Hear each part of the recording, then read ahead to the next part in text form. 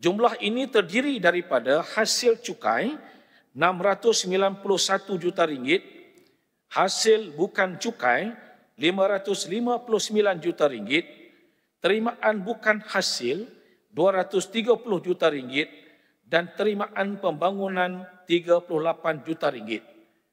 Tren kutipan hasil dijangka akan terus meningkat selaras dengan pertumbuhan positif sektor ekonomi yang menyumbang kepada kutipan hasil negeri.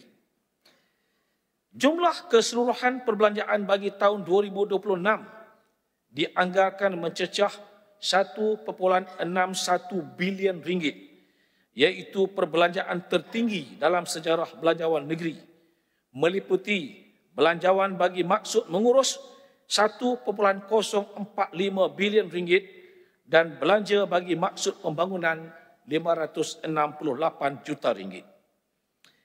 Pecahan komposisi belanja bagi maksud mengurus terdiri daripada emolumen 496 juta ringgit, perkhidmatan bekalan 385.9 juta ringgit, pembelian aset 13.9 juta ringgit, pemberian dan kenaan bayaran tetap 143.8 juta ringgit serta lain-lain perbelanjaan 5.9 juta ringgit.